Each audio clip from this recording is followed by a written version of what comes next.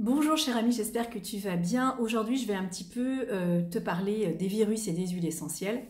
Alors c'est vrai qu'on en parle beaucoup depuis un an et demi, et il me semblait qu'on avait à peu près tout dit, donc je me suis dit c'est pas nécessaire de faire d'autres vidéos pour parler comment aider l'organisme à lutter face au virus.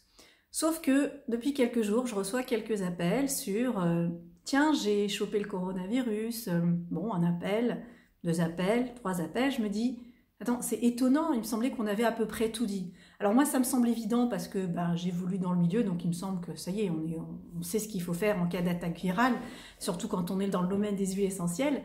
Et en fait, je me suis dit, mais peut-être que je vais refaire une petite vidéo. Donc me revoilà sur un sujet qui a été, m'avait-il semblé, traité de long en large en travers. Mais bon, je pense que des petites révisions ne feront pas de mal.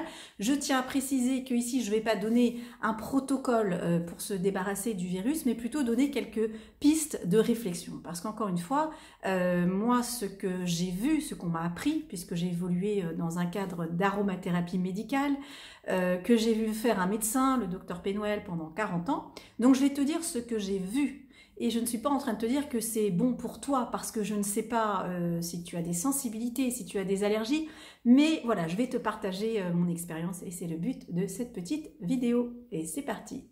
Alors déjà, bien comprendre la différence entre les virus et les bactéries.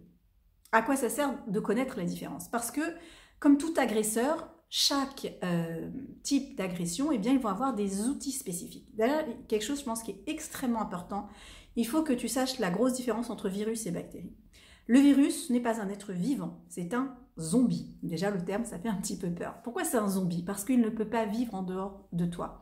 Par exemple, si tu as un virus sur une table ou alors sur une surface, ça ne s'appellera pas un virus, on appellera ça un virion. Dès lors, il rentre dans ton organisme et il va pirater ta mitochondrie pour s'y installer. Il va te forcer à reproduire son matériel génétique, il vit grâce à toi. Donc il vient te pomper ton énergie. C'est pour ça que quand tu as une attaque virale, en général, tu es fatigué. Ce qui n'est pas forcément le cas avec une bactérie. Pourquoi? Parce que la bactérie, elle, c'est différent. La bactérie, c'est un être vivant. Donc, qu'elle soit dans ton organisme ou qu'elle soit hors de ton organisme, elle vit. Elle n'a pas spécialement besoin de te pirater.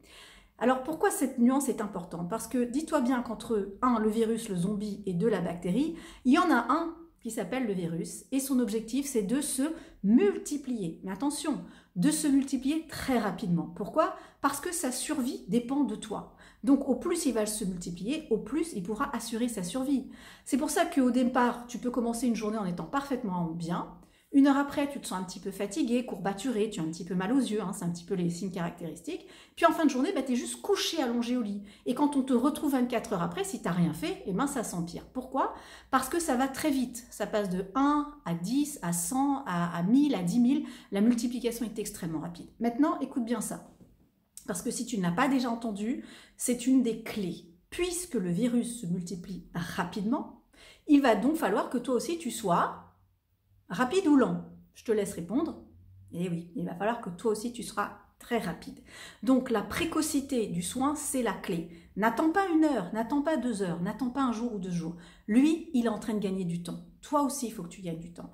Donc dès que tu sais que ça va pas bien, que tu es courbaturé, tu te sens fatigué, il y a douleur autour des muscles oculaires, ne perds pas de temps, va prendre tes huiles essentielles. Alors maintenant, tu dois te dire, oui d'accord, c'est ça, ok, c'est intéressant, mais quelles huiles essentielles? Comment? Alors, je vais te dire ce que j'ai vu encore une fois, et je ne sais pas qui tu es, d'où tu viens, l'âge que tu as, s'il y a des comorbidités, bref, donc je te dis ce que j'ai vu. En général, dans les soins que le docteur Penwell prodiguait, pour des attaques virales, alors donc que ce soit un coronavirus ou d'autres types de virus, il y a quand même des similitudes, c'est qu'il faut que tu agis rapidement, 2, tu vas choisir l'interface qui s'appelle la peau. Parce que l'huile essentielle, tu peux la respirer, tu peux la prendre par la bouche, mais tu peux la mettre pour la peau. Alors pourquoi la peau? Eh bien parce que la peau, qu'est-ce que c'est la peau? C'est la plus grande surface. C'est une surface extrêmement grande. Donc, si ma surface est grande, je vais pouvoir mettre plus d'huile essentielle et donc je vais pouvoir arrêter mon virus. Sur chaque pore de ma peau, je vais appliquer l'huile essentielle. Alors en général, les huiles essentielles qu'on recommande, c'est l'huile essentielle qu'on appelle la cinéole. Donc, c'est une molécule qui favorise les voies respiratoires. Donc, dans les molécules à cinéole, tu as le très connu Ravinsara, même si je trouve qu'au niveau de sa sécurité, il est un petit peu trop dosé en cinéole. Donc, moi, j'irai plutôt vers le Saro ou peut-être l'Eucalyptus radiata. En revanche, je déconseillerais l'Eucalyptus globulus. Pourquoi? Parce que le taux de cinéole est trop important. Alors tu vas me dire, oui, mais l'Eucalyptus globulus, ça fonctionne. Alors ça peut être intéressant sur une petite surface, par exemple quelques gouttes sous la plante des pieds. Mais là, je t'ai parlé de saturer l'organisme. Ça veut dire des huiles essentielles partout, des pieds à la tête. Si tu n'es pas familier avec les huiles essentielles et que tu entends qu'il faut prendre pas plus de 2 gouttes, etc., peut-être ce que je te dis t'étonne. Alors, je resitue le contexte. Je te parle quand on est en aromathérapie médicale. Imagine-toi un médecin qui reçoit des patients et ces patients viennent le voir pas pour qu'on leur donne des antibiotiques ou des anti-inflammatoires, mais pour qu'on les soigne aux huiles essentielles. Je te parle de ce que j'ai vu depuis 40 ans. Donc moi j'ai vu, dans cette pratique médicale, on utilise un sèche-cheveux. Pourquoi un sèche-cheveux? Parce qu'on va ouvrir les pores de la peau. Si j'ouvre les pores de la peau, ça va faciliter la pénétration de l'huile essentielle.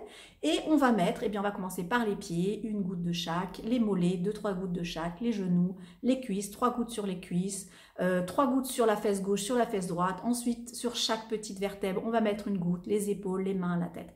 Et on va renouveler l'opération fréquemment. Donc la clé, c'est la précocité, fais-le rapidement. Et ensuite, c'est l'itérativité. C'est un mot un petit peu compliqué pour dire simplement répète-le, répète-le. Donc en fait, tu vas répéter, j'ai vu faire ce processus, on répète le processus toutes les demi-heures pendant par exemple 2 heures. Ensuite, on va le faire toutes les heures, ensuite toutes les 2 heures, toutes les 3 heures, et on va peu à peu décliner la répétition. Mais une fois que tu as fini ça, si je me le sens bien, n'arrête pas, continue sur 2-3 jours. Pourquoi? Et là c'est un mot clé, tu peux le noter, ça s'appelle la pression aromatique. Il faut absolument que tu mettes de la pression. Pourquoi? Ton virus, il ne va pas te laisser le choix, d'accord? Lui, il sait te la mettre, la pression, et il va vite se multiplier. Donc toi aussi, va vite, mets de la pression. Et cette pression aromatique, c'est la seule façon de s'en sortir. Quand tu vas mettre la pression aromatique, et quand ça va aller mieux, waouh, tu vas relâcher la pression, tu vas dire génial. Sauf que ton virus, il n'est pas complètement liquidé. Donc s'il sent que tu relâches trop tôt la pression, ça va recommencer. Donc même si tout va bien, continue la pression aromatique sur 2 ou 3 jours. Alors je sais que tu vas peut-être, si c'est quelque chose qui n'est pas habituel pour toi, ce que je dis, tu as peut-être plein de questions, dire mais oui, mais ça peut être toxique, ça peut être dangereux. Alors la question c'est de se poser, qu'est-ce qui est dangereux? Est-ce que c'est le virus qui se multiplie ou c'est l'huile essentielle? Les huiles essentielles, bien sûr, elles peuvent comporter des risques. C'est pour ça que je t'ai dit non pour l'Eucalyptus globulus, le Ravinsara, j'ai dit un peu fort. Pour un traitement en aromathérapie médicale, je ne te dis pas de mettre du Ravinsara 1 ou 2 gouttes, c'est pas problématique, mais là je te parle de saturer le corps en huile essentielle. Donc l'Eucalyptus radiata peut être intéressant, je t'ai nommé le Saro. L'Eucalyptus thégeriana peut être intéressant aussi, quoique parfois il peut être un peu irritant. Et effectivement, parfois, moi je l'ai eu, ces soins-là, j'ai eu en un jour, j'ai reçu 30 ml d'huile essentielle, d'accord? Encore une fois, je ne dis pas que c'est bon pour toi, mais je te dis ce que j'ai eu. 30 ml d'huile essentielle dans tout mon corps en une seule fois. Et effectivement, ma peau était rouge, elle était irritée. Ce n'était pas une allergie, c'était une forme d'irritation. Qu'est-ce que j'ai fait? J'ai mis de l'huile d'amande douce pour apaiser l'irritation, tout simplement. Ne pas confondre l'irritation et l'allergie. Parfois, on te dit, mets 2 gouttes ici, et si tu vois que c'est rouge, c'est que tu es allergique. Non, ça peut être une irritation. Une allergie nécessite 2 contacts. Donc si c'est un contact, c'est pas une allergie, c'est une irritation. Mais en fait, ça c'est d'autres systèmes de compréhension. L'allergie fait référence au système immunitaire, donc c'est un petit peu plus complexe. Mais ce que tu dois retenir, si tu te sens attaqué par un virus, tu es fatigué, etc., agis rapidement, précocement et fais-le de façon répétée et intensive et fais cette pression aromatique. Voilà, c'est très important. Qu'est-ce que je peux te dire d'autre? Alors, est-ce que la voie buccale, elle a un intérêt? Ben oui, en fait, toutes les interfaces, elles ont un intérêt. Alors, la peau, ça s'appelle l'interface cutanée. La bouche, ça s'appelle l'interface orale. Le nez, l'interface respiratoire. Après, tu as l'interface aussi anale, vaginale. Mais l'idée, c'est d'abord la peau. Et ensuite, ne néglige pas la bouche. Parce qu'en passant par la bouche, certaines huiles essentielles, moi, je vais te parler du Calitheri, qui est une huile essentielle vraiment pour équilibrer la flore. C'est un origan, mais qui est doux. Origan Calitheri, pas l'origan compact. Et le fait de le mettre dans du miel et d'en prendre par voie buccale, soit en gélule ou soit dans de l'aliment, tu vas venir rééquilibrer ta flore. Or là, tu te dis, je suis attaqué par un virus, donc tu penses virus. Mais n'oublie pas aussi à penser système immunitaire. Donc, d'une part, j'élimine mon virus, ça c'est bon, mais d'autre part, je vais dire j'équilibre, ou je renforce, j'équilibre ce système immunitaire grâce par exemple à l'origan Calitheri. Je modifie un peu mon alimentation, je vais éviter de manger des plats trop lourds parce que j'ai besoin du soutien de mon corps. Et de ma tête.